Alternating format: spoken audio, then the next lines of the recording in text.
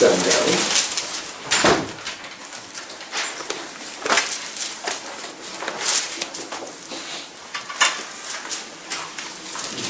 보시죠. 지혜로운 아들은 아비의 경계를 드러나 거만한 자는 꾸지람을 즐겼지 아니하니라. 사람은 입의 열매로 인하여 공록을 누리거니와 마음이 괴상한 자는 강포를 당하느니라. 일단 11절까지가 입을 지켜 정직히 행하라고 훈계하는 내용인데요. 13장 내용은 악에서 떠날 것을 훈계하는 내용이고, 이것은 12장부터 15장까지 의로운 메시아를 훈계하는 내용이다, 이렇게 이야기를 했습니다. 그래서 우리 언약을 했을 때 잠언의 그 언약이 그 하나님의 그 잠언의 서원에서 과정적 목적으로 왜 그렇게 이야기를 했어요. 지혜롭게 하고, 그 다음에 의롭게, 그 다음에 공평하게, 그 다음에 정직하게 하기 위해서 이게 잠언의 가정적인 목적이다. 이걸 하나님의 의의 실현이라고 이렇게 봤습니다. 복음서를 통해 가지고 우리 주님께서 이것을 이루실 것에 대하여 이렇게 확인을 해봤습니다. 그래서 지혜롭게 하기는 건 우리가 품이라고 하는 그런 그 입장으로 이야기를 했고, 의롭게 직임, 그 다음에 공평하게 신분, 그 다음에 정직하게 사역. 이걸 예수님이 지금 이제 이루실 것에 대해서 잠언서를 통해서 언약하였던 내용이라는 거죠. 그런데 오늘 이제 그 10장서부터 성취되어지는 사건을 보게 되면 1장 7절부터 9장까지가 메시아를 세우시는 것으로 소개가 되어졌고, 10장서부터 22장 16절까지를 하나님의 의의 성취라고 이렇게 이야기를 했습니다. 하나님의 의의 성취. 이는 로마서에서 이야기한 것대로 한 의가 나타나서 이것이 복음서죠. 구약서의 그 율법의 모형적으로 보여주었던 것을 어떻게 실체적으로 좀 이루시는 것을 한 의를 등장시켜서 이걸 이루어 하시는 걸 지금 소개한 것이 복음서라고 이렇게 확인한다 했고, 그런 가운데 이거를 복으로 성취와 그 다음에 1절과 2절로 나눠가지고 구분을 하다 본 가운데 1절의 복으로 성취를 지혜로운 메시아를 훈계하는 내용과 그 다음에 이제 오늘 12장부터 15장까지를 의로운 메시아를 훈계하는 것이다, 이렇게 이야기를 했습니다. 그러면 의로운, 그러면 이 직임을 중심으로 해가지고 이야기라고 생각이 들어요. 물론 딱 이렇게 구분은 되는 건 아니지만, 우리가 복음서를 나름대로 이렇게 어떤 주제를 가지고 살펴보았으니까, 의를 이루시는 거라고 한다면 이 직임을 어떻게 하나님께서 이룰 것인가. 그러니까 이 직임이 적그리스도가 이제 사단의 그 어떤 참략에 의해 가지고 이 직임을 왜곡시키는 직임이 있을 것이고, 우리 그리스도가 이루시는 직임이 있을 거예요. 그러니까 우리 이제 그리스도가 직임에 대한 거를 선지직, 그 다음에 왕직, 제사직, 이렇게 해가지고 세 개의 직분을 직임이라고 이렇게 이야기를 했을 때, 적그리스도도 여전히 이거를 왜곡시키는 일을 적그리스도가 하는 일이죠. 그래서 하나님의 말씀을 복음서에서 이야기했던 것을 그대로 증거를 갖다 해야 되는데, 이 적그리스도들은 하나님의 말씀을 그대로 증거하는 것이 아니라 이걸 왜곡한다는 겁니다. 그래서 우리 예수님의 직접적인 이제 사단이 공격한 걸 보게 되면, 이걸 떡으로, 이 돌덩어리를 떡으로 만들어 먹으라고 이렇게 시험을 하거든요.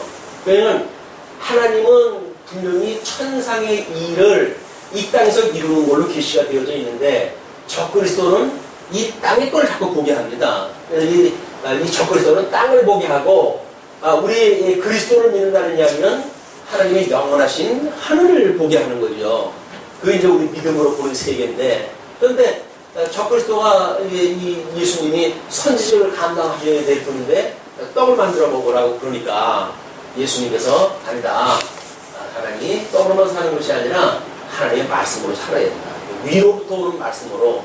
이 떡이라고 하면 돌로 떡을 만들어 먹는 거니까 아래로부터 만들어지는 거고, 이게 말씀은 하나님으로부터 오는 거니까 위로부터 오는 거거든요. 이게 우리 살아있는 성도라고 하는 것은 끊임없이 예수 그리스도가 하늘로부터 오신 양식이니까 이 하늘로부터 온 양식을 먹고 살아야 되는데 이 사람들은 자꾸 땅에 있는 걸 먹고 살라는 거예요. 땅을 보고 걷는 거는 이 강아지들이 땅을 보면서 걸어다닙니다. 앞을 보고 이렇게 걷는 거는 훈련받은 개들이고 대부분 잡견들은 뭐 킁킁거리고 이 땅을 이제 헤집고 다니거든요. 이게 사단이 하나님의 사단을 그 에덴 동산에서 저주를 갖다 내리실 때 너는 평생 흙을 먹고 살아라 이렇게 이야기를 하거든요. 그러니까 사단을 내쫓을 때 이 흙으로 만든 인간들을 영을 죽게 해가지고 함께 내보내요. 그냥 결국은 영이 없는 사람들을 먹고 사는 것이 사단들이 통치한다 그 얘기입니다.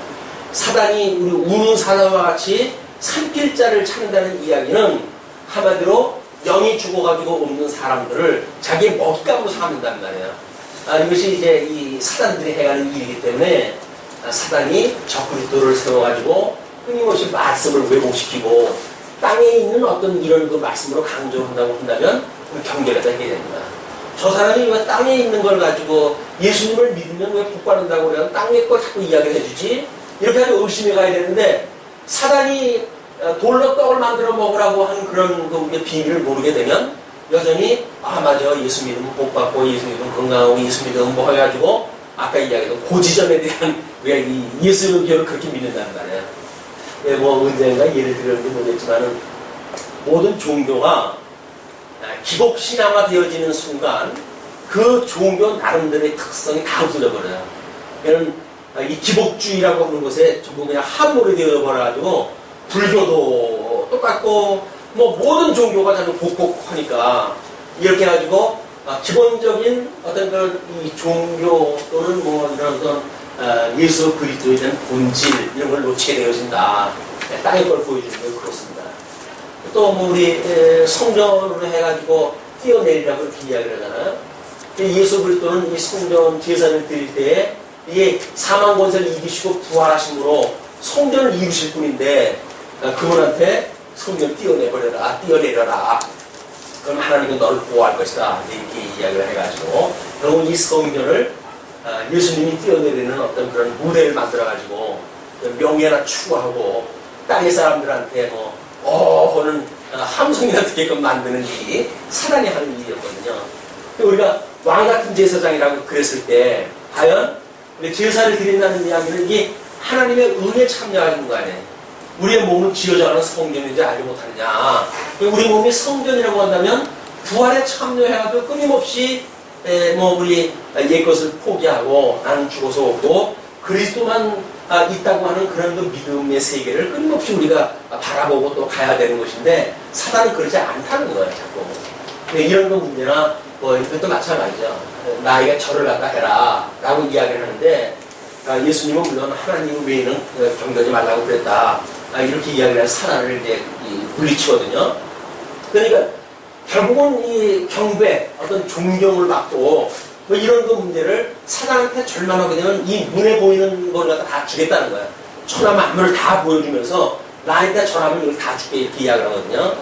아니 하나님 나라 이 천상의 모든 것들을 지으신 분인데 그분을 땅의 걸 주면서 이어줄 테니까 나한테 절하는 게 말이 안 되잖아요. 말 안 되는 게 한 게 적그리스도예요. 이게 사단들이 행하는 일이다. 그래서 우리가 이 삼직에 대한 예수의 직임에 대한 이런 그 문제를 잠언의 어떤 그런 그 형식, 잠언의 형식으로 이걸 어떻게 풀어갈까라고 하는 걸 우리가 살펴보게 되면 기존의 어떤 그 성경을 바꾼 방식과는 전혀 다른 이런 특이한 방식으로 우리가 이제 볼 수가 있을 겁니다. 그것이 이제 13장 첫 번째 첫 1절에 지혜로운 아들은 아비의 훈계를 들으나 이걸 우리가 이렇게 구분하게 해서 우리 인간은 영과 육으로 되어져 있기 때문에 이걸 묶어내는 것이 마음이었었다. 그래서 이게 이제 홈적 기능이고 이것이 어떤 감각 기능이고 이렇게 되어 있는 것이 우리 인간 구성이다. 그러니까 봤을 때 이걸 영성이라고 그랬고 이거를 지성이라고 그랬고 이걸 신성이라고 그랬고 감성이라고 그랬고 그 다음에 이걸 덕성이라고 우리가 구분을 다 한 겁니다. 이런 인격적 구성에 의해 가지고 우리가 어떤 그런 성질 이런 걸 가지고 있는가. 근데 아담 이후에 우리 타락이 되어졌을 때 우리 영은 죽어져 있었잖아요. 이 영이 죽어져 있어도 어둠에 버려둔 바가 되어졌었고, 그 다음에 이 어둠에 두어졌기 때문에 우리의 심성은 이게 더러운 정욕에 내어버려졌다. 이런 우리들한테 하나님께서 심성을 완전히 돌박같이 만들어 놓은 거죠. 딱딱한 돌박같이 만들어져 있었고, 그렇기 때문에 이 지성은 우준하게 되어졌고, 그 다음에 이 감성은 자기 육신의 정욕에 좋은 대로 모든 걸 보게 되어진 겁니다. 그래서 인간 기준으로 해가지고 이걸 본 거죠. 그렇게 되어졌을 때 우리가 합당치 못한 일, 이걸 부끄러움에 내버려뒀다고 이렇게 이야기하는데, 부끄러운 욕심에 우리를 내버려뒀다 이렇게 이야기하고, 합당치 못한 일을 하게 하셨다. 이것이 로마서에서 이야기했던 이게 인간의 불의입니다. 인간의 불의. 불의한 모습이 어떠했는가에 대한 이야기거든요. 그때 이 하나님의 의가 나타나서 우리들로 하여금 믿음으로 믿음에 이르게 하는데, 이렇게 되어졌을 때 우리 죽었던 영이 중생이 되어지고, 그래서 이 짐승이 회복이 되어지고, 이 마음이 회복이 되어졌을 때 이 우준했던 마음이 우리들로 하여금 명철하게 되어지고, 그 다음에 이 감성에 대한 그 부분이 뭘로 나눴습니까? 우리들의 이 감성 부분을 잠언의 그 표현으로 하면 몇 가지 우리가 쭉 구분하다 했었는데, 근신이라고 하지? 근신. 네. 그 다음에 이 덕성에 대한 문제, 이 열매가 맺는 이런 문제를 모략이라고 그랬어요. 모략. 그러니까 잠언서에서 나오는 이야기가 이걸 지혜라고 그랬고, 이 지혜를 들을 수 있는 그런 거를 하나님의 이 지혜의 말씀을 듣는 거를 훈계라고 그렇게 이야기를 했습니다. 이 훈계를 듣게 되면 이 마음이 명철하게 되어지고, 여기 명철이 이쪽 아닌가요? 명철하게 되어지고, 그 다음에 우리 이 지식이 하나님을 아는 지식에 성장하게 되어지고, 이 마음이 어두웠던 마음이 이게 밝게 되어졌단 말이죠. 그리고 우리의 이 근심이 부끄러운 우리 욕심에 따라 살던 우리들이 위로는 하나님을 사랑하고 이웃을 내 몸과 같이 사랑을 할까 하는 사랑의 관계를 깨닫게 되어지고, 그러므로 우리들이 이 받은 은사를 따라서 이걸 실현하면서 살아가게 되어지는 것이 잠언서에서 이야기한 하나님의 의에 의한 것이 이렇게 변화가 되어진다고 한다면, 잠언에 의해 가지고 설명되어진 것들이 이쪽으로 쭉 설명이 되어지는 거예요. 이거는 지금 13장서부터 15장까지가 전체가 지금 이 의를 가지고 증거를 다 하는 거니까, 오랜만에 우리가 이제 13장을 들어가니까 13장에서 이런 맥락에서 이제 설명을 우리가 확인할 때 해봐야겠죠. 그 13장 1절에 이야기하는 지혜로운 아들은 아기의 훈계를 듣는다, 이렇게 이야기해요. 우리가 거듭나고 중생했다라고 하는 걸 뭘로 알 수 있는가? 그 이야기는 훈계를 우리가 들어요. 훈계를. 하나님의 이 말씀, 하나님이 예수와 그리스도라고 하는 사실과 우리 하나님이 언약대로 이루신 여호와다 라고 하는 하나님의 말씀에 귀를 기울일 수가 있는 것이 바로 지혜로워진 사람들, 중생되어진 사람들. 근데 하나님의 말씀을 듣지 않게 들을 수 없다는 이야기는 거듭나고 중생되지 않으면, 우리 인식의 주체라고 이렇게 이야기했을 때 중생한 성도가 하나님의 말씀을 들을 수가 있는 거기 때문에 우리가 이 중생이 돼야, 지혜로운 자여야 훈계를 우리가 듣게 되어진다. 그래서 지혜로운 아들은 아비의 훈계를 들으나 거만한 자는 꾸지람을 즐겨 듣지 아니합니다. 거만한 자는 세상 지식을 가지고, 이쪽에 세상 지식을 가지고 하나님에 대한 어떤 훈계라든지 이런 것들을 경을 여긴단 말이에요. 이것이 지금 1절에서 이야기하는 겁니다.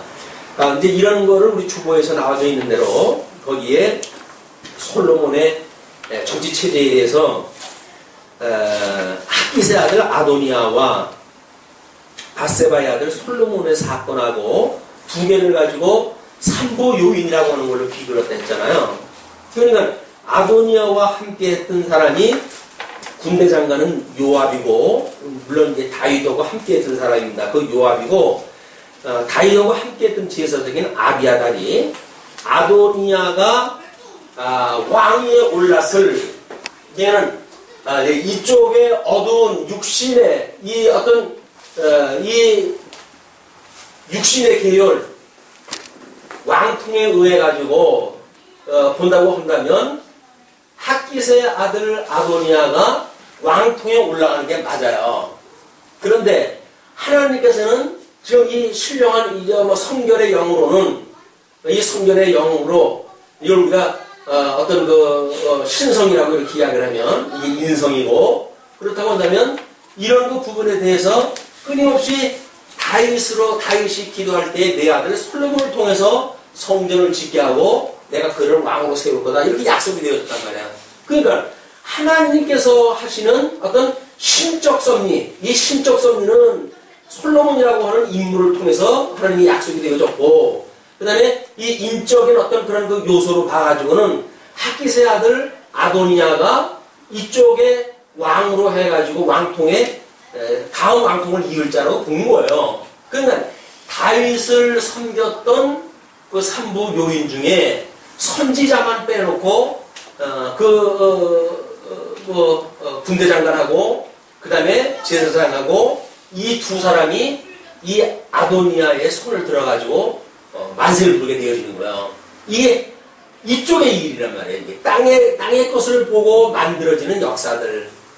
그러나 이제 선지자는 여기 빠졌어 버렸는데 그 선지자가 바세바를 찾아가고 이래가지고 끝내 이쪽이 이제 나귀를 타고 만세를 부르게 만들잖아요. 이게 하늘로부터 말미암은 거란 말이에요. 땅으로부터 말미암은 것, 하늘로부터 말미암은 것. 이 하늘로부터 말미암은 것은 지혜로운 자의 훈계를 달게 되는 사람이고, 이쪽의 사람들은 이 말을 갖다 귀를 안 기울이는 거예요. 그러니 이것이 악한 것이다. 이렇게 이제 일종의 소개가 되어지는 거죠. 즐겨 듣지 아니한다. 사람은 입의 열매로 인하여 복록을 누리거니와. 사람이라고 하는 것이 물론 이제 그 성도라고 한다면 입의 열매로 인하여 복록을 누린다. 입의 열매라고 하는 것은 결국 우리가 고백하는 것 아니겠어요?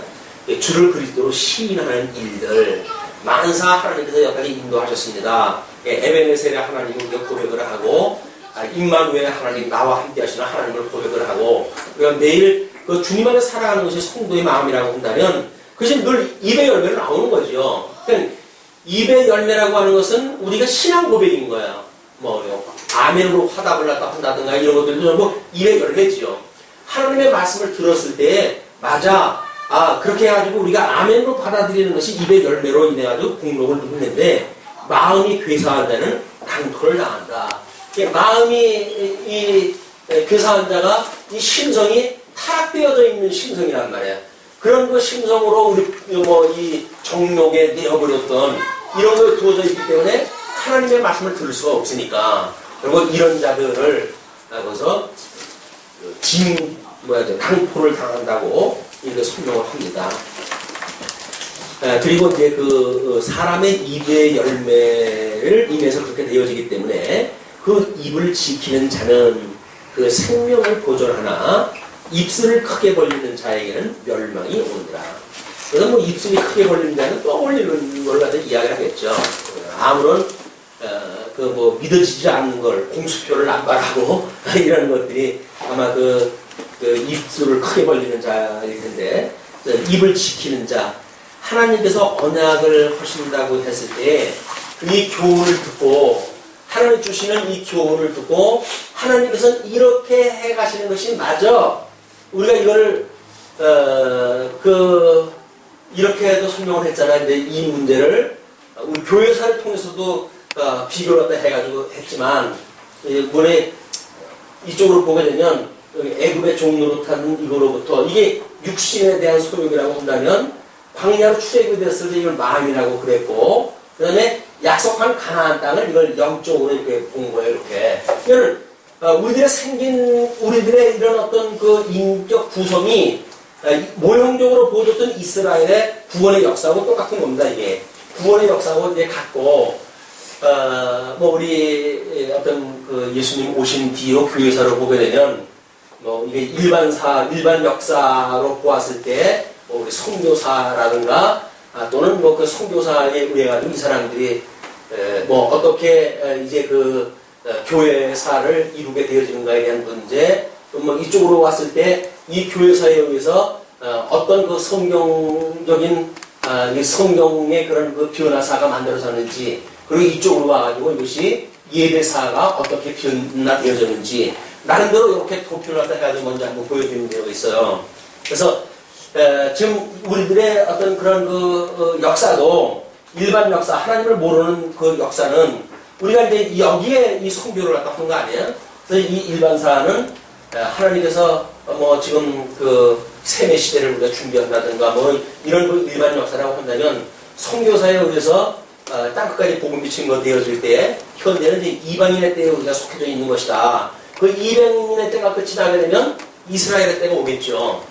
이제 이런 그 문제, 또 이제 교회사가 이제 그렇게 했을 때 어떻게 이루어졌는지, 또는 이 성경의 어떤 변화사, 성경 신학의 변화사 뭐 이런 걸 중심으로 해가지고 하나님의 지식에 대한 것이 얼마큼 진전적으로 변화가 있는지, 이런 것들이 우리 어떤 인격적 요소나 교회사, 지어자는 교회사적인 입장이나 또는 모형적으로 보여줬던 이스라엘 역사나 같은 그림으로 우리가 볼 수가 있다는 거예요, 그게. 이렇게 했을 때, 지금 그 3절에서 입을 지키는 자는 하나님께서 이렇게 해간다고 하는 것을 믿고, 우리들이 어떤 이 지식을 갖다 가지고 간직하는 사람들 아니에요? 이런 사람들한테는 이 지식으로 만져놔가지고 진리 체계가 이것이 전승되어질 수가 있기 때문에 교회사라고 하는 건 끊임없이 어떤 지식이 전승되어야 되는 거거든요. 근데 만약에 이런 것이 아니라고 한다면, 뭐, 당대에 뭐 예수 믿다가 여기서 살다가 여기서 가는 수도 있고, 그러나 여기서 우리가 세대교체가 되어져서 거듭나고 중생한 그런 그 영혼으로서 하나님 약속한 땅을 우리가 바라보고 살아간다고 한다면 이것이 입술을 지키는 자, 그것이 생명을 보존하는 일이죠. 이건 뭐 어떻게 보면 견인이라고 하는 그런 그 입장으로 볼 수가 있습니다. 그렇죠? 우리가 칭이라고 하는 그런 그 입장으로부터 우리 견인에 이뤄가지고 하나님 나라에 들어가서 영화에 이르기까지 이것이 결국은 하나님께서 해가신 일 아니겠어요? 그러나 우리 하나님의 말씀을 간직을 했을 때, 마음판에 새기고 간직을 하게 됐을 때 그것이 지금 그 생명을 보존한다, 그런 그 이야기입니다. 그러나 이제 입술을 크게 벌리는 자, 허풍을 떠는 사람들에게는 멸망이 온다, 그런 이야기고, 4절에 게으른 자는 마음으로 원하여도 얻지 못하나. 게으른 자라고 하는 거는 이것이 하나님께서 해간다고 믿어지지 않는, 또는 하나님께서 해간다고 하는 게 믿어지기 때문에 우리가 뭐 하나님이 다 하시는데 해가지고 우리 스스로 손 놓고 있는 수가 있잖아요. 이 아마 우리들의 경험 세계가 아닌가 싶어요. 뭐 하나님이 다 하시는데 뭐 내가 꼭 해야 된다고 일이 됐나? 안 해도 하실 텐데 라고 해가지고 게으르고 나태한 우리들의 그런 그 어떤 과거에 가지고 있었던 신지식에 대한 개념이라고 한다면 이 부분에 속하게 되어질 거예요. 그러나 하나님께서 열심히 이걸 해간다고 믿어지게 되면 게을릴 수가 없는 거죠. 근데 이것이 지금 그 게으른 자는 마음으로 원하여도 얻지 못하나 부지런한 자의 마음은 풍족함을 얻느니라. 그래서 믿음도 어떻게 보면 부익부 빈이에요. 믿음이 있는 사람이 하나님의 말씀을 더 사모하게 되어지고, 말씀을 더욱 사모하게 되면 믿음이 점점 커지고, 믿음이 커지니까 더욱 말씀을 우리가 사모하게 되어지고 하는 순기능적으로 이게 돌아가게 되어지는데, 하나님께서 우리를 시험에 두시려고 한다면 결국 우리는 말씀을 듣기를 꺼려하고, 말씀 듣기 꺼려하니까 삶에 대해서 그 하나님의 말씀을 입술에 두기가 힘들어지고, 하나님의 말씀을 입술에 두지 않고 간직하지 않게 되어지고, 그렇게 되어지면 점점 믿음이 이제 쇠하여지고 하는 악순환이 있게 되어진다. 이것이 가정적인 부분에 머무른다고 한다면 정말 다행이죠. 그러나 이게 궁극적으로 여기 들어가지 못하는 정도에 있는 일이면 경계된 일이기 때문에 이것이 여기까지 가는 건지 아니면 중간에 단순 반복적인 건지 알 수가 없잖아요. 우리 늘 깨어서 확인하고 근신할 필요가 있다. 예, 의인은 거짓말을 이용하나 악인은 행위가 흉악하여 부끄러운 데 이르느니라. 아도나이가 만세를 부를 때 좀 불의한 자들 아니에요? 거기에 그 사람들에 꿰어가지고 수많은 사람들이 함께 모여가지고 만세 부르고 그랬죠. 그러나 이제 이 솔로몬이 나귀를 타고 올라오면서 그냥 환호한 소리가 들리고 그러니까 저게 무슨 소리냐? 그랬더니 솔로몬이 다윗의 나귀를 타고 지금 묵성하다 하고 있다 라는 소리를 듣고 다 자지러지잖아요. 이게 바로 하나님의 그런 그 직임을 따라서 어떻게 이루어지는지에 대한 문제입니다. 이런 어떤 그 교회에도 이것이 우리가 선지식, 왕직, 제사장이라는 것이 예수님이 오셨을 때에 이것을 어떤 선지식을 감당했던 것이 스티반이라고 했다면 왕직을 감당했던 사람들이 장로였었고 이 제사직을 감당했던 사람들은 물론 이제 대제사장들 중심으로 해가지고 됐었죠. 이게 적그리스도란 말이에요. 적그리스도. 그런데 지금 주님의 몸된 교회에 주님의 천상에서 여러 가지 은사가 있으나 주님께서는 이 직임을 가지고 교회를 갖다 이제 손을 갖다 해가실 거란 말이에요. 이렇게 했을 때 이거를 교사가 일을 감당하게 하고 장로가 일을 감당하게 하시고 이거를 집사가 일을 갖다 하겠다. 그래서 강덕권, 교훈권 이런 것들을 이제 목사가 이걸 이루게 하고 치권 이런 거를 좀 장로님들이 하고 봉사권 이거를 집사님들이 이걸 하기로 했다. 그래서 교회에 3대의 권리가 있는데 그 권리가 이런 그 치양권이나 치권이나 또는 봉사권이나 이것이 고유의 어떤 은사에 속해 있기 때문에 누구든지 이 세 개를 묶어낼 수가 없어요. 만약에 일반 지금 교회에서 이 세 가지를 다 묶어가지고 누가 뭘 한다고 한다면 그 사람이 적그리스도예요. 자기는 사도라고 해가지고 다 자기가 한다고 이야기를 하는데 그러면 안 되는 거예요.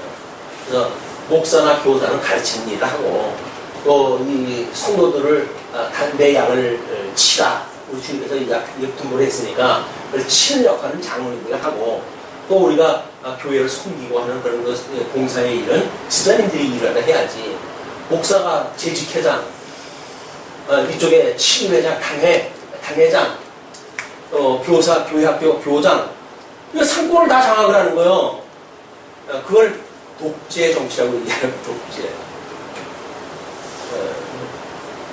이거 상권에 대한 거를 분립자고 하는 것이 지금 이제 종교가 나름대로 기독교가 제기를 봐야 되는 일인데 묶어가지고 자기 혼자 교회를 좌지우지하려고 하는 사람이 있다고 한다면 그 사람은 적그리스도예요. 사단의 조종을 받는 우리 경계를 갖다 얘기합니다.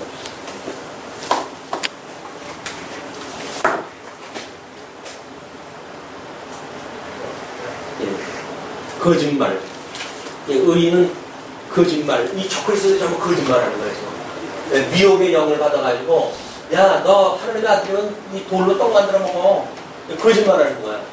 그러나 우리 예수님은 사람이 떡으로만 사는 것이 아니라 위로부터 내려오는 신령한 양식을 먹고 사는 거다. 이렇게 이제 교육이 되어지고 하나님의 말씀을 선포하는데 이 불의한 자들 악인은 오히려 거짓말 이런 것들을 아주 좋아해요.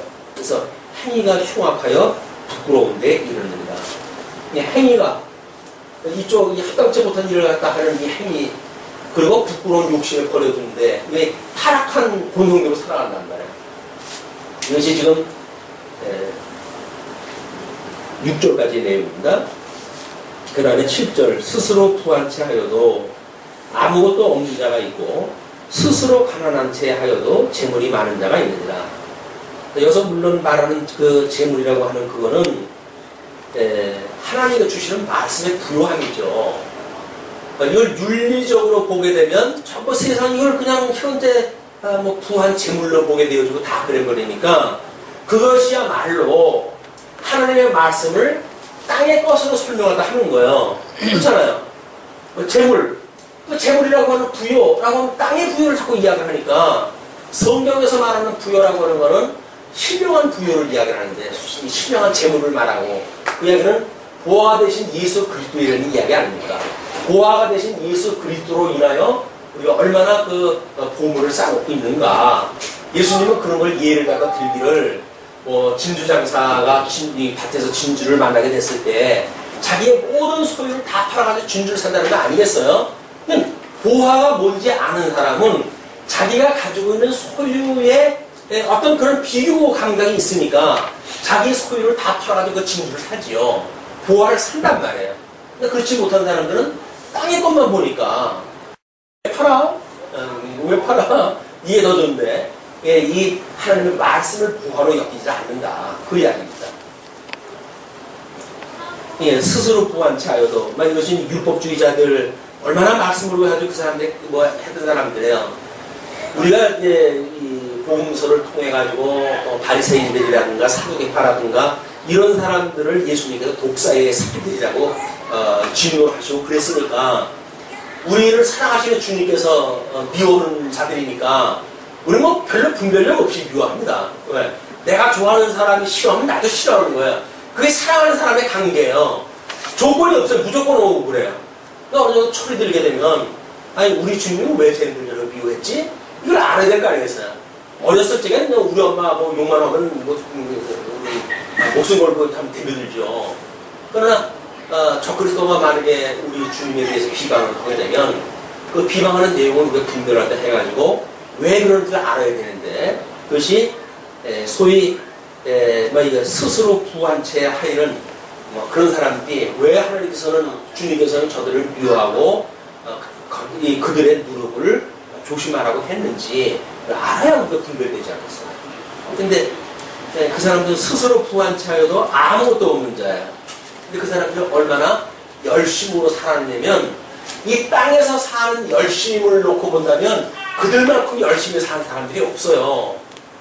그 사람들이 살아가는 어떤 하나님 앞에서 신실한 마음으로 살아가겠다는 열심은 누구도 못 나겠어요. 그 적군들, 로마 제국의 황제라든지 이런 사람들이 유대인들의 그 경건한 모습에 전부들 포를 갖다 했습니다. 그 사람들을. 너무 경건한 거예요. 죽음을 내대고 하니까. 근데 우리가 그냥 주님이 그놈들 그 독사시키니까 이렇게 이야기를 해버리니까 그놈들 별게 아니라고 이 생각이 드는데 안 그래요. 땅에서 살아가는 사람들의 조건으로 본다고 한다면 우리가 발등금질을 못 따라가요. 다만 온전케 하셨던 우리 예수님을 이루셨기 때문에 그분과 한 몸이 되어진 우리들이 보았을 때에 이런 그 문제를 달리 보인다는 거죠. 그래서 스스로 가난한 채 하여도 재물이 많은 자가 있느니라. 나는 하나님께서 저로 하여금 깨닫게 하시지 않으면 아무것도 할 수가 없어요. 라고 하는 겸손한 마음을 가지고 있다 할지라도 우리 주님께서 그때 생각나게 하시게 되면 하나님의 말씀이 생각이 나가지고 하나님의 선한 뜻을 따라서 영적 예배를 드릴 수가 있게 되어진 거 아닙니까? 물론 이거 본질적으로 전부 예수 그리스도께서 이루실 것에 대한 사건들이죠. 근데 우리는 그 예수님과 연합되어졌을 때 우리들이 갖게 되어지는 걸 지금 설명하다 해가는 겁니다. 사람의 재물이 그 생명을 속할 수는 있으나 가난한 자는 협박을 받을 일이 없느니라.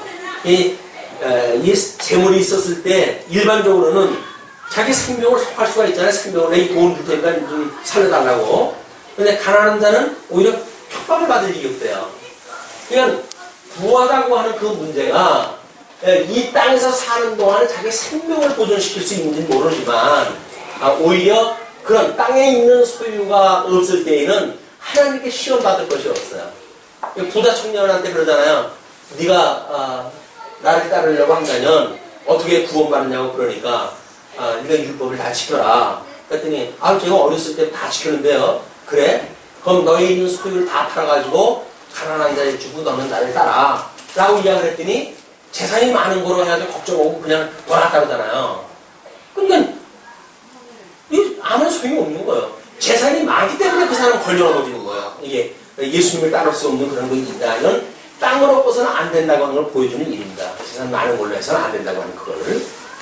그리고 의인의 빛은 환하게 빛나고 악인의 등불은 꺼집니다. 이것이 우리가 이제 등불에 대한 세상의 등이 되어졌다고 하는 그런 그 이야기죠. 교만에서는 다툼만 일어날 뿐이라 권면을 듣는 자는 지혜가 있느니라. 교만해가지고 독불장군이 돼가지고 다른 사람은 전부를 자기보다 아래 하수야. 이렇게 교만한 사람은 시비만 일으켜요. 여기저기 다니면서 네가 달랐니 내가 달랐니 해가지고 결국 다툼을 일어날 뿐이지만 권면을 듣는 자는 지혜가 있다. 이건 물론 아도니아의 사건이고 오실 예수님에 대한 이야기도 합니다. 예수님을 대적했던 적그리스도 이야기들이고요.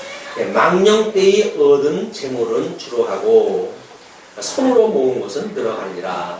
망령 때에 얻은 것, 우리가 어떤 하나님의 은혜로 지혜로 해가지고 은사를 주었던 말씀이라고 한다면 이걸 우리가 지킬 수가 있으나 만약에 어떤 지혜를 이 지식을 충족시키기 위해서 성경을 공부했다. 그래서 늘 새로운 걸 공부하지 않으면 성경을 재미가 없어요. 성경 공부가. 왜? 맨날 다 아는 건데 뭐. 맨날 다 아는 거야. 왜 공부하고 싶은 마음이 없어요. 그럼 우리 아까 찬송했던 대로 뭐라 그러니까 평생 말씀 듣는 거예요 우리가. 성경 작년에 봤던 성경 꼭 금년에 읽는 거지요. 작년에 봤던 뭐 성경은 다른 성경을 보나요? 똑같은 성경을 봐요. 또 우리는 평생에 듣던 말씀을 또 듣고 해가지고 그걸 기억나게 하고 그래서 우리 하나님의 선한 뜻을 분별하고 그래서 은혜의 감동을 끊임없이 충진시켜서 살아가는 거지 늘 어떤 세상의 지식처럼 우리는 뭐 세상의 어떤 그 새로운 뭐 아무리 그 명작이라고 하더라도 그걸 10번, 20번 들으면 그걸 듣고 싶겠어요? 뽀르게 아는 내용인데 근데 이 하나님의 말씀은 만약에 우리 주님께서 붙들고 있는 생명이라고 한다면 아무리 반복되어져 있는 말씀이라고 하더라도 그걸로 그게 아유 이건 너무 못 먹겠어요 이제 맨날 뭐 만나 조각만 줘요 이렇게 하지 않는단 말이에요.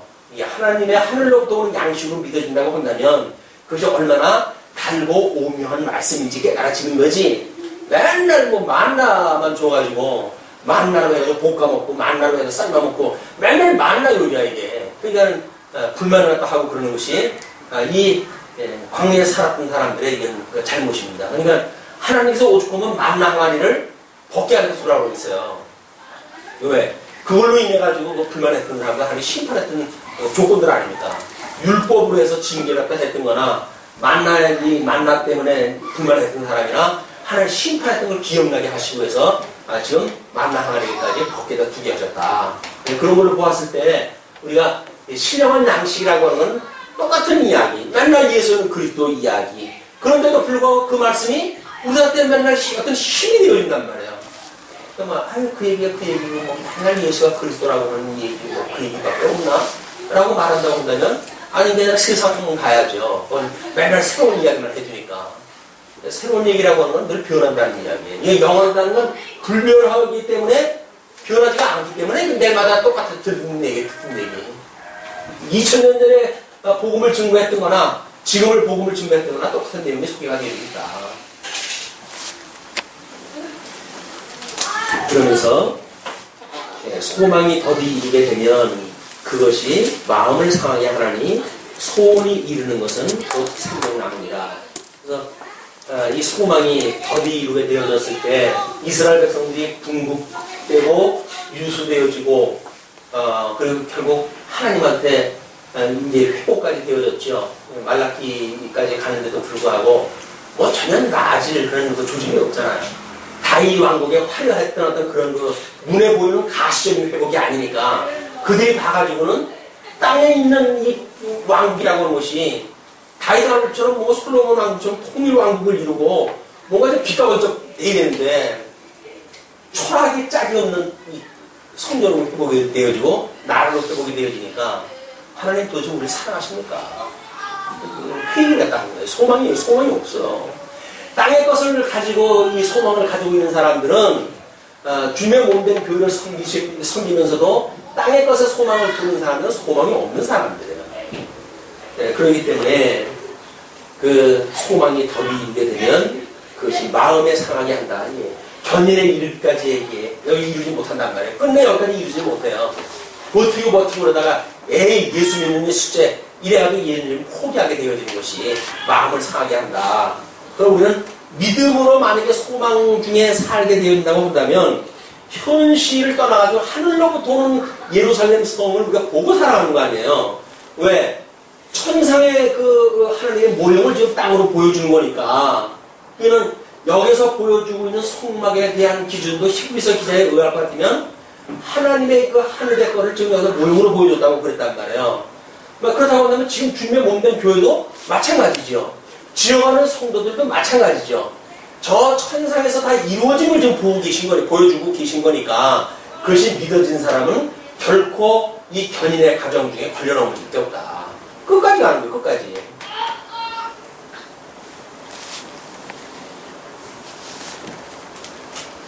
예, 소원이 이루는 것은 곧 생명나무니라. 우리 예수님을 붙들고 그 환난 가운데서 요한계시록도 마찬가지죠. 마지막 날 예수를 믿을 수 없을 지역까지 갔는데도 불구하고 그런 끔찍한 짐승본새들이 출현을 갖다 하고 그들에게 불복을 하지 않으면 상거래가 이루어질 수 없는 상황까지 몰고 나가잖아요. 그럼에도 불구하고 거기서 소망 중에 기다리고 있는 자, 남아있는 자들만 결국은 하나님 구원에 참여가 되어지는 겁니다. 우리가 이제 여기서 그걸 밀어낼 수가 있죠. 그리고 말씀을 멸시하는 자는 해망을 이루고 계명을 두려워하는 자는 상을 얻느니라. 말씀을 멸시한다는 이야기는 예수 그리스도를 멸시하는 거니까 예수 그리스도를 멸시하면서 주님의 몸된 교회가 조전적으로 다 이게 거짓말입니다. 말씀을 멸시하는 자는 해망을 이루고 계명을 두려워하는 자는 상을 얻는다. 이 계명을 두려워한다는 이야기는 지금 십계명을 우리가 두려워한다는 그런 개념이 아닐 거 아니에요? 우리 주님께서 주셨던 새로운 계명인데 새 계명을 우리 보고 지키라고 한다면 도저히 못 지키죠. 그러나 주님께서 이 새 계명을 당께서 언약하신 대로 이루신다고 하는 믿으시니까 주는 그리스도시고 살아계신 하나님의 아들입니다. 라는 신앙 고백을 가지고 우리가 참여가 되어지는 거지 우리가 하라고 우리가 어떻게 이루겠어요? 주님께서 이룬다고 하는 사실을 믿어지는 자가 주님의 그 교훈을 우리가 그 계명을 두려워하는 자가 되어지고 끝내 상을 얻게 되어진다. 지혜 있는 자의 교훈은 생명의 셈이라 사람으로 사망의 그물을 벗어나게 하느니라. 지혜 있는 자의 교훈, 하나님 거듭나고 중생한 사람들의 이런 받아들이는 말씀, 이것이 생명의 셈, 생명이 되신 그리스도로부터 생수 같은 말씀이 되어져가지고 사망의 그물을 벗어나게 한다. 선한 지혜는 은혜를 베푸나 괴사한 자의 길은 허망이다. 선한 지혜, 하나님 기뻐하시는 뜻을 따라서 거듭나고 중생한 이런 성도들의 지혜는 은혜를 베푼다는 거예요. 늘 하나님의 복음을 증거하는 일이니까. 그러나 이제 그 미련한 자들은 오히려 미련한 자, 괴사를 갖다 베푸는 자에게는 험하다. 땅에 거를로 해가지고 흔들어대는 사람들, 나 따라오면 이거 줄게, 내 말 들으면 이거 줄게 라고 하는 사단의 계획을 우리가 분별할 이유가 있는 거죠. 무릇 슬기로운 자는 지식으로 행하여도 미련한 자는 자기의 미련한 것을 나타냅니다.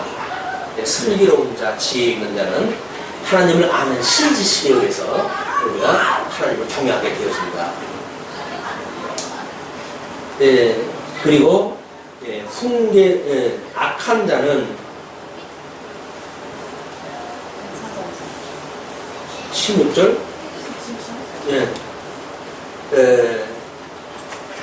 악한 사자는 재앙에 빠져도 충성된 사신은 양약이 되느니라.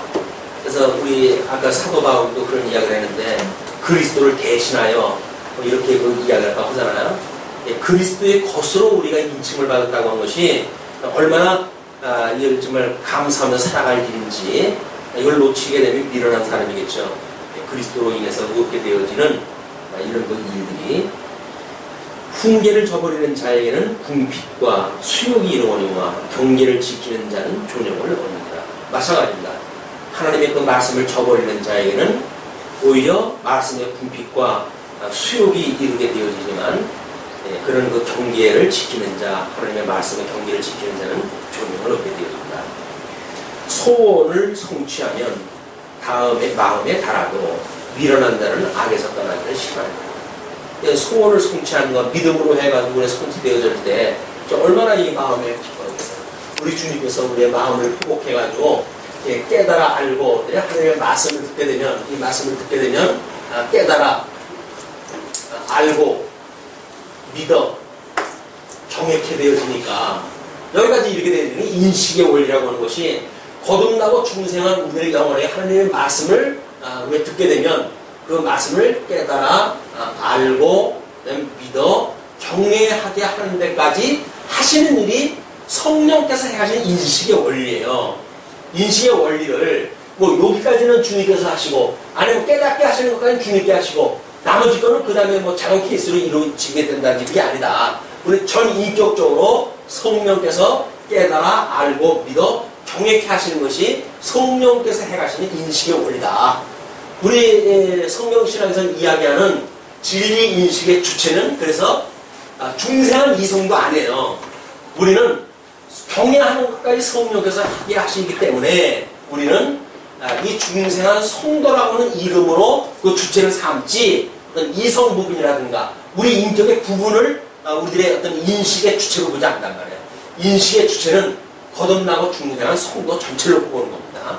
그것이 기존에 우리가 봤던 인식론하고 다른 거예요. 지혜로운 자와 동행하면 지혜를 얻고 미련한 자와 사귀면 해를 받느니라. 재미난 거는 우리 그 나발이 다윗이 뭐 자기 그 부하들 뭐 좀 주려고 그 나발한테 나별 그 주의를 다 보호를 다 하고 그러는 사람인데 뭐 핑이 좀 달라고 그랬더니 너하고 뭔 상관이 있느냐고 그래가지고 결국은 하나님의 충을 맞아 죽게 만드시고 그 아내가 아비가다니까 그 아내만을 하나님께서 오히려 다윗의 척으로 삼게 하는 이런 그 이유를 보게 됐죠. 그러니까 지혜로운 자와 동행하면 지혜를 갖다 얻어요.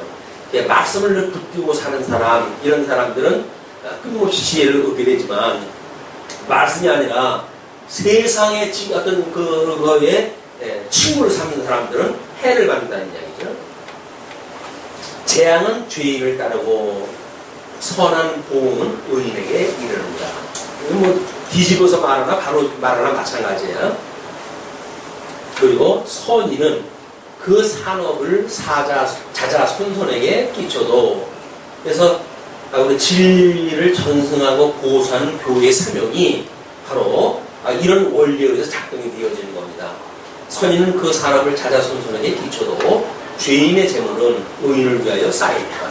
결국은 하나님께서 우리 오전에도 이야기를 했지만 이런 우리 죄라고 하는 것이 이 죄라고 하는 것이 이 사망이라고 하는 것이 생명에 삼킴바 되어진다고 이렇게 이야기하지 않았어요. 이유는 이 생명에 이르게 되어지는 목적이 되게 하기 위한 수단으로 이걸 우리한테 주셨기 때문에 이 수단적 가치가 우리한테 있는 거죠. 이 수단적 가치에 대한 것을 이해하게 되면 여기서 아마 그렇게 설명이 되어질 거예요. 그 죄인의 재물은 의인을 위하여 쌓인다. 이런 것들이 다 하나님을 깨달아가는 도구로 우리가 주어진 거예요. 흑백 논리로 우리가 접근하는 것이 아니라 정말 사망이 생명에 삼킴바 되어지게 되어지는 것이 생명의 원리고 말씀의 운동력이다. 가난한 자는 밭을 경작함으로 양식이 많아지거늘 혹 불의로 인하여 가산을 탕폐하는 자가 있느니라. 그래서 심령이 가난해가지고 그 가난하니까 밭을 경작하고 싶고 그렇게 해서 양식이 점점 드러나고 그러지요. 우리가 이 심령이 가난해야 그래서 끊임없이 하나님께서 이 회복해 주시는 명철, 이 명철이라고 하는 것이 하나님 저는 늘 이게 부족해요. 어두워서 하나님의 말씀을 밝히 않을 수가 없어요. 라고 하는 그런 그 심정으로 하나님 앞에 우리가 간구하고 기도하고 이렇게 하면서 명철하게 되어졌어요. 깨달음이 커지는 거거든요. 근데 이 깨달음에 대한 소원이 없다. 심령에 가난함이 없다. 라고 하는 사람들은 이 말씀으로 우리 부여를 줄 수 없는 거예요. 가난한 자는 밭을 경작함으로 양식이 많아지거늘 혹 불의로 인하여 가산을 탕배하는 자가 있느니라. 초단을 참아 못하는 자는 그 자식을 미워함이라. 자식을 사랑하는 자는 근실이 징계함이라. 이건 일반 계시적인 입장으로 봤을 때도 요즘 이제 각 가정에 아들이 하나 둘 이 정도밖에 안 되잖아요. 금지 오경 그렇게 귀한 그 애들이 없어요. 그러니까 그 아이들이 어떤 그런 생존력도 약화가 되어지고 이것이 심한 사회 문제로 만들어지게 되어지는데, 물론 우리 교회에서의 말하는 촉달은 말씀으로 해서의 진책이죠. 말씀을 통해 가지고 하나님의 선한 뜻을 분별하고 하나님 경계하시는 것을 이야기했는데도 불구하고 전혀 그거에 대해서 경계함이 없다고 한다면 어떻게 하겠어요? 그 길로 가다가 망해야지. 한번 망해야 돌아오는 일이니까. 그래서 하나님의 말씀을 듣고 아차 이렇게 가지고 우리가 늘 깨어 있는 사람들은 복 있는 사람이고 지혜 있는 사람이고, 그러나 깊은 잠에 빠져가지고 자기가 지금 어디쯤 와 있는지 모른다고 한다면 그거는 하나님께서 이 초다를 우리 아끼지 않는 그런 사건이 벌어진다. 그런 맥락으로 우리가 봐야 되겠죠. 아까 쉬는 시간에도 장로님하고 잠시 노예권에 대한 이야기를 하면서 목사님은 그 노예 좀 뭐 어떻게 된 겁니까? 노예에서 제가 투교를 당해가지고요. 노예 강남도에서 족보를 뺐습니다. 왜 그랬냐? 근데 여기다 뭐 교회가 채운다고 그러네. 뭐 그런 경우가 다 있다고 그 이야기 하시는데, 경우가 있어요. 뭐 나의 손익에 따라서 뭐 허문 다 그러는 거지. 힘 있는 사람들이. 하나님의 말씀이 꼭 필요했고 못 필요했어요. 내가 좋아하는 사람이 뭐 아프면 나 아픈 거고. 우리 동질의식을 가져가서 그렇게 하는 일이 벌어지고 그러는데, 초단을 참아 못하는 자, 그 자식을 미워합니다. 아무리 신세를 졌던 사람이라고 하더라도 하나님의 뜻에 어긋난 것을 요구하게 되면 아니라고 해줘야지. 그걸 다 그럴 수 있는 거지. 뭐 해가지고 뭐 잘 모르는 사람한테 충동질을 할 수 있는 여건을 받는다고 한다면 그 사람을 사랑하는 것이 아니라 망하게 하는 거예요. 이런 이 말씀을 가지고 있는 자가 아닌 것은 아니라고 말해주는 것이 사랑하는 겁니다. 근데 뭐 당장 듣기 좋은 그런 그 말을 갖다 해달라고 자꾸 치고가 되니까 뭐 어떡하겠어요. 좋은 얘기 해주고 그냥 보내지. 좋은 얘기 해주고 보내니까 자기가 정당한 줄 알고 하나님 앞에 그게 얼마나 무서운 일인지 모르고 그냥 하나님의 사람들을 다 막대하고 그런 거 아닙니까? 무서운 일들이. 이건 말씀을 가지고 있다고 한다면, 할 수만 있으면 아닌 것은 아니라고 해줘야 돼요. 자녀들 교육도 마찬가지죠. 하나님의 말씀으로 해가지고 원리에 벗어난다고 한다면 아이들이 뭐 듣는다고 하더라도 끊임없이 그 이야기를 해줘야지. 당장 듣기 좋고 말 잘 듣는다고 해서 사탕 하나 물려준다고 한다면 그거는 아이를 사랑하는 것이 아니다. 초다를 참아 못하는 자는 그 자식을 미워합니다. 자식을 사랑하는 자는 근실이 징계하니라. 말씀으로 해서 끊임없이 자녀들의 교육이 훈계가 필요하다. 의인은 포식하여도 악인은 배를 죽입니다. 그래서 이 풍성하게 되어진 말씀으로 일주일 내내 포식하는 이런 한 주간이 되어지기를 빌면서 오늘 말씀드립니다.